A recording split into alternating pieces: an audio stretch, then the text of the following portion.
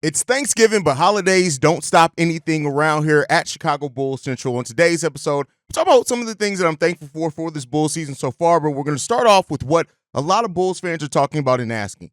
Should there be changes made to the Bulls starting lineup? We're getting into all that and more right after this. You are now tuned in to Chicago Bulls Central, your number one place for all Chicago Bulls news and content.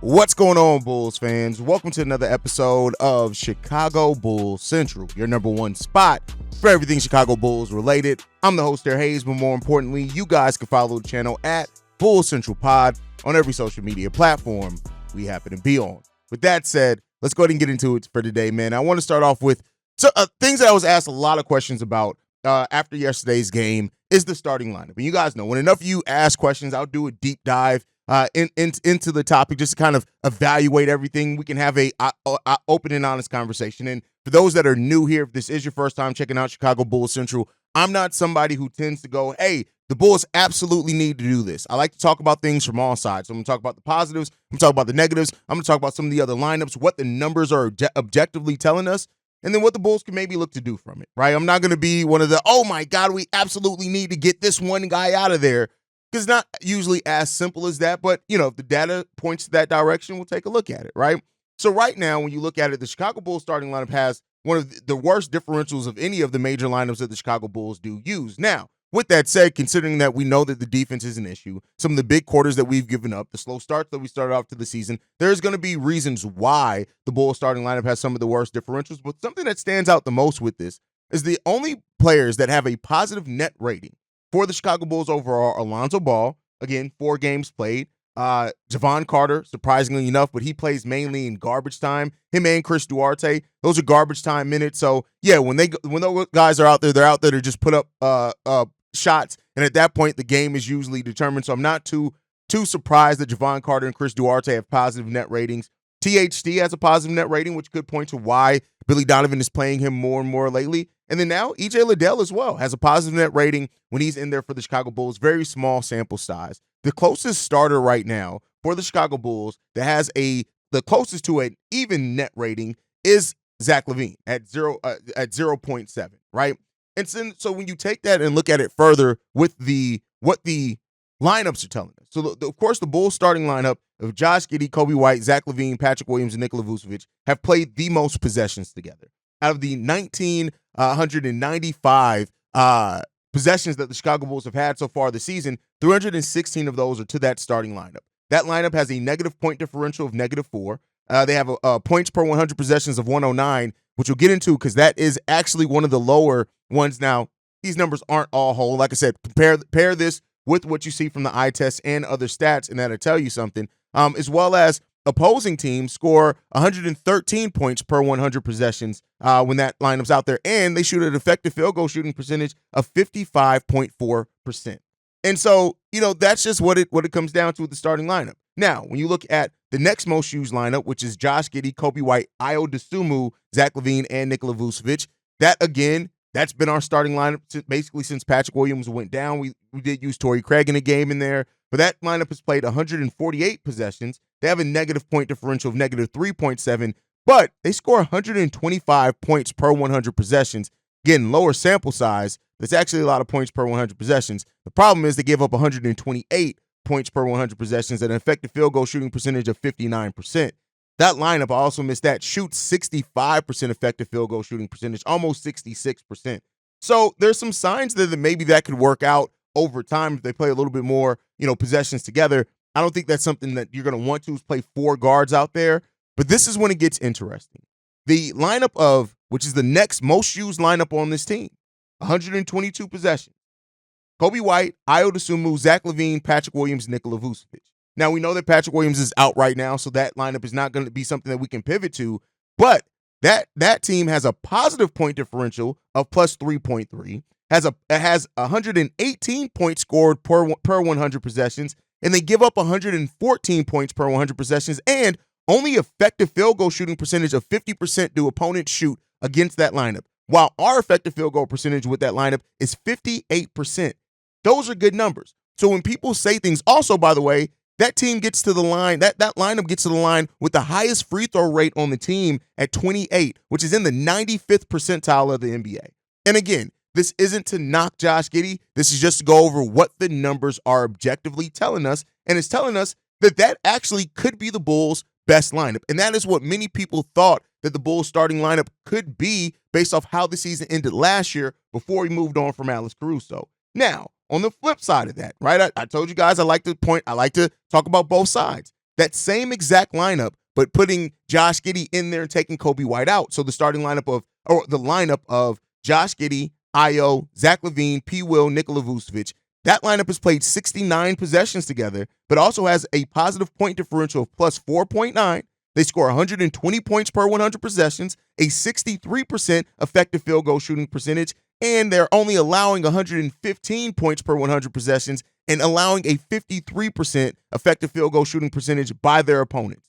That means that is actually a damn good lineup as well. So what is that telling us? That's telling us that via the data that we have, which again is still a smaller sample size, but larger than a lot because again, it's still in the Bulls' top 5 lineups used, that the Bulls are getting a positive point differential. They're getting solid enough defense. They're scoring at a really good rate, and they're getting effective and efficient offense themselves. Same thing could be said. So Billy Donovan has 2 different ways that he can go about it, right? And so when you hear people ask, should a change be made to the starting lineup? I know a lot of people focus that on, let's bench Josh Giddey. But again, there's not that much difference other than it's played a little bit less. The starting lineup with having Coby and Ayo out there has played almost 2 times as many possessions. But the lineup of Josh Giddey and Ayo in the backcourt with LaVine and Patrick Williams, listen, they're getting very similar results out of those lineups. So that, again, and when we talk about Billy Donovan managing lineups, it's just finding ways to put your best lineups out there more often. If you want to still start Josh Giddey and Coby White just to say that they're still starters, you can do that. But maybe 4 minutes in, make a change, right? Ebb and flow. And that is how a coach needs to balance the rotations. It's not necessarily always about doing the obvious thing of just making the change of changing your starting lineup. It's also about, all right, how and where do I play these guys certain minutes? Because everybody's going to probably play around the same amount of minutes that they're averaging right now. So it's really just about the ebbs and flows of that. Now, if you want to get out to stronger starts of games, of course, you want to start out your better lineups, right? So that's what right now Billy Donovan has to try to explore and really, and this coaching staff overall is try to figure out, all right, how are we going to balance the lineups that we're getting, right? What are we going to do to balance those guys? And also, I want to say this, both Coby White and Josh Giddey, when they're out there with the majority of a bench unit, meaning Dalen, Matas, Jalen Smith, they also have positive point differentials with those lineups as well. So even if you do have to play Josh Giddey more with the bench or Coby White more with the bench, it's signs pointing to that can still be an effective lineup for you. So it's just like there are ways to tweak things without making drastic changes with that, right? And that's what the Bulls have to ask themselves is how can we better maximize the talent that we have? Now, the Bulls need to be more healthy to do that, right? Like you're at this point, the Bulls are just playing any type of lineups that they can to try to find an angle against teams when we're missing P. Will, we're missing Jalen Smith, right? We're missing already a team that was lacking size. We're missing more of it now, the little bit that we do have as far as physicality. So that's the thing in it as well. So listen, there are merits. And rather than Bulls fans argue with each other about who or what, not just because it's Thanksgiving, but like, I mean, at the point of this, and I've said this before, what does arguing amongst each other do? None of us have any impact or decision of what this Bulls team is going to do. We're just all trying to read the tea leaves and want this team to play and perform better. But, again, one thing that I try to always look at is understanding and agreeing are very different things. And I think sometimes Bulls fans and fans in sports in general lose that objectivity and feel like you have to argue somebody into submission to say that your opinion is the right one. You don't have to do that. You can understand somebody's opinion without agreeing with it. Right? I can understand how some people come up with some things. I may not agree with it. The data may not agree with it, but I can understand why you came up with something. You're trying to figure out something that works. You got to stop arguing with each other. At the end of the day, like I've said before, the one thing that you can guarantee, the reason why the Bulls are where they are right now has nothing to do with any of us because we didn't decide any of that. We are not any of the decision makers that have caused the Bulls to be in the situation where this franchise finds itself at.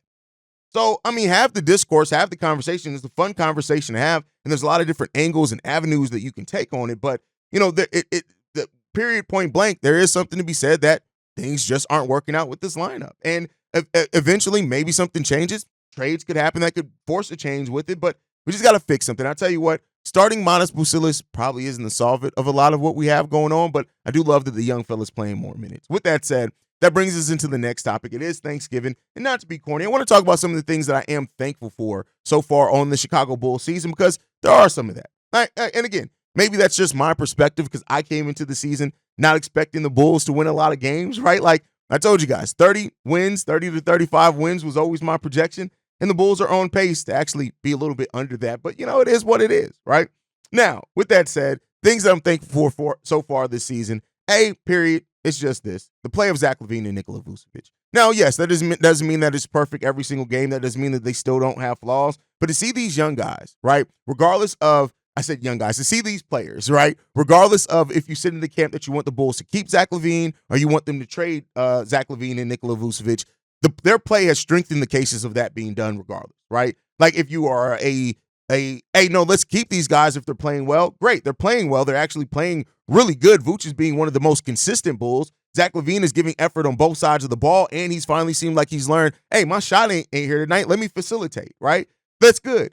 If you're in the camp of wanting these guys to be traded, it helps that as well. When you have players playing at some of their best basketball, you can strike where the value's high. So right now, the play of these guys is definitely a positive. And I'll tell you what, it's a lot better because if Zach LaVine came in with a cold season, oh my God, listen, it'd be worse around this team. So really good that these guys, and I'm thankful for the season and the way that they've started off playing with this, especially as the two of the older Bulls on this roster now, which is crazy to say, still being starters here and still playing at near all-star levels.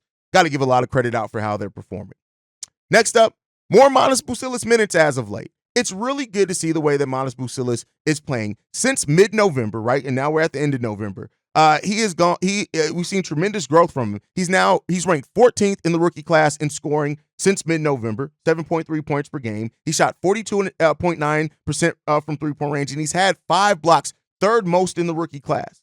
Matas Buzelis is playing really well right now, and he's responding to more minutes, right? And the more that you play him, the more that he adapts. I have zero questions about if he will continue to improve with increased minutes. The bigger question that I have here is that will Billy Donovan continue to play him these minutes once Patrick Williams comes back, right? Once Jalen Smith is back, once everybody is back healthy, now that Lonzo's back as well, what is that going to look like under head coach Billy Donovan? But Billy Donovan did say this. I think playing time is that was from Buzelis. The quote that I have here from Billy Donovan says this. I think with Matas, I like his aggressiveness.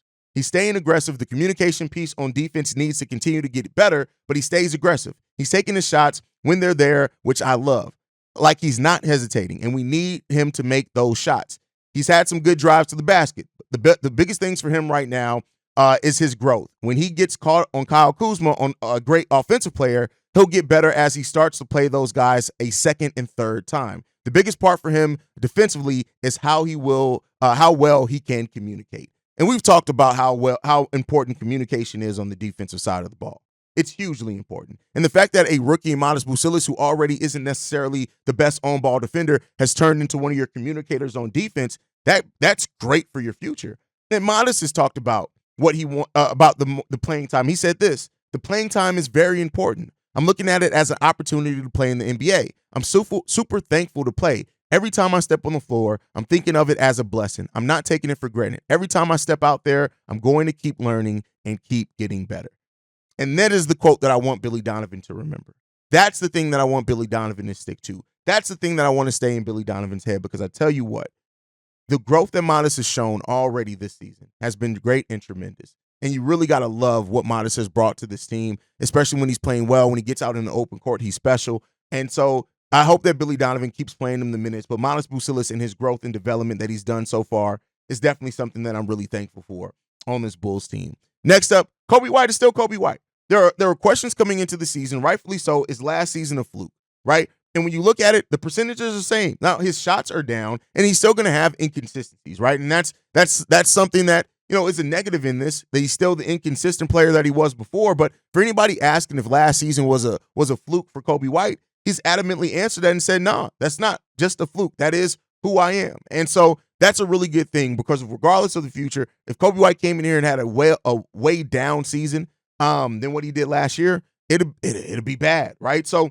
Coby White, yeah, he's averaging 0.4 points less right now, but he's had some cold games in there. He's played all 20 games for the Bulls so far. He's shooting 44% from the field, same as last year, 38.9% from three-point. That's actually the best of his NBA career. While taking the highest volume, he's averaging only one rebound less than what he did last year. When you have Josh Giddey, another high rebounding guard out there with you, that's going to play a part in that.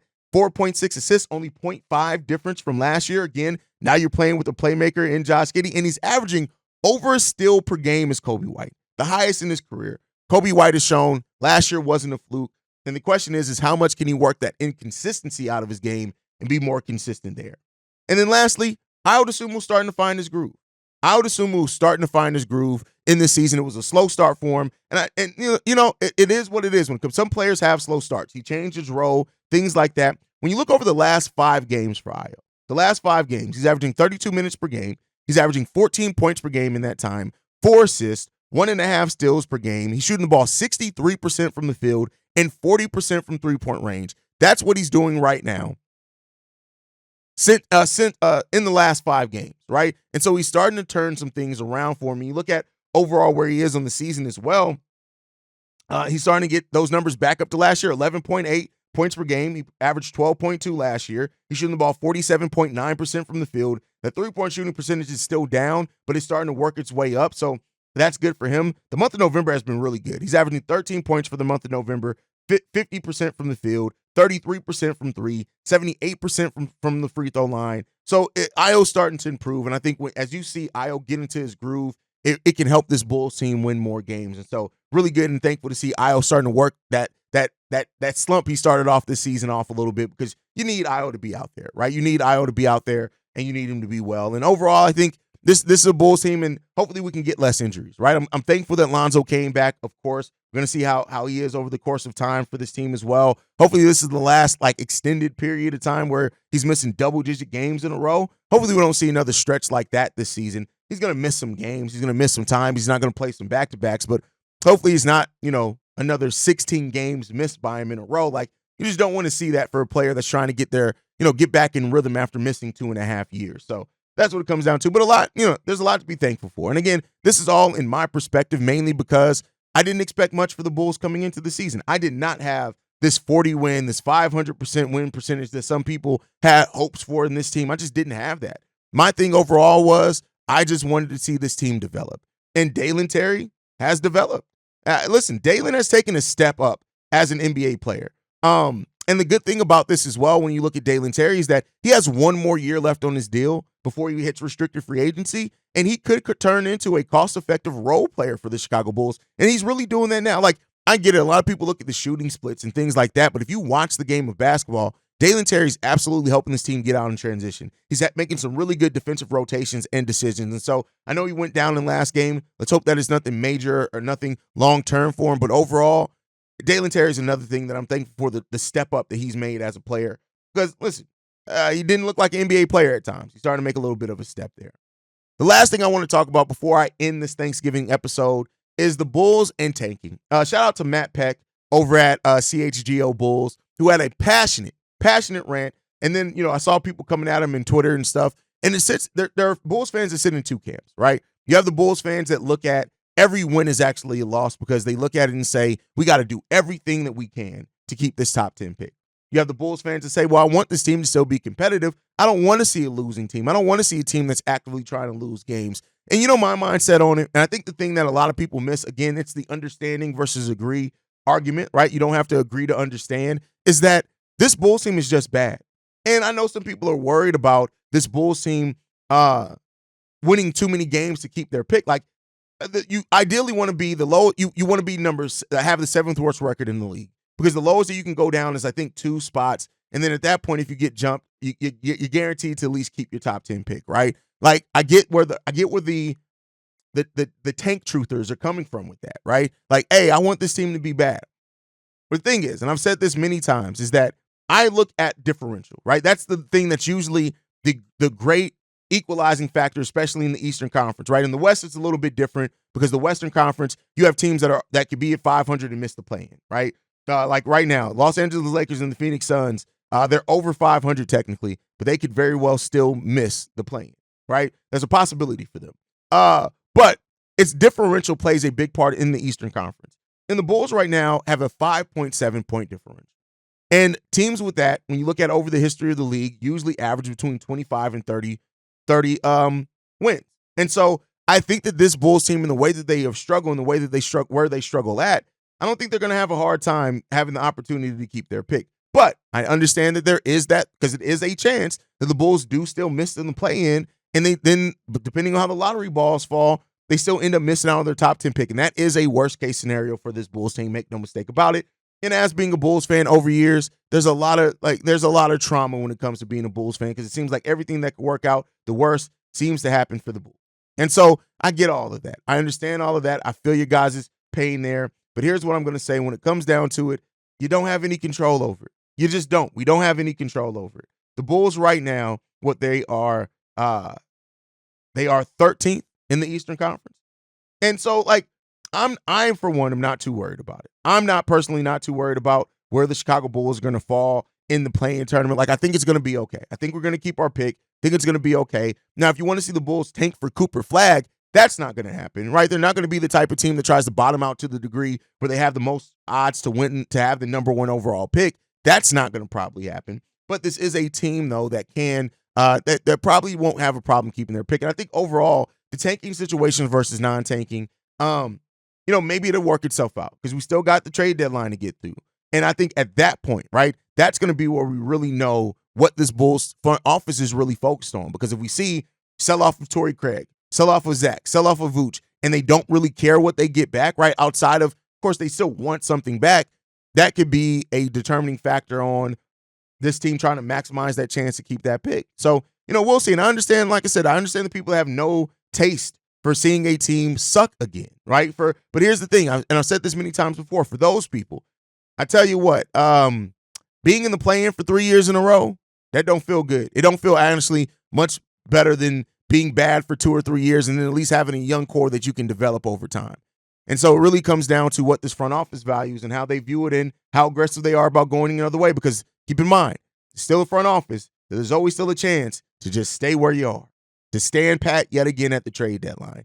And that, I think, is what should send people to riot. But we'll see what happens. Thank you guys for tuning in. Make sure you guys are following the show at Bulls Central Pod. You can send us any feedback, questions, comments, concerns, bullscentralpod@gmail.com. Lastly, if you want to leave a text message and our voicemail for the mailbag, the number to do so, 773-270-2799. We're the number one spot for everything Chicago Bulls related, but that's thanks to you lovely and beautiful people. And like I like to end every episode on, go Bulls. Love you guys.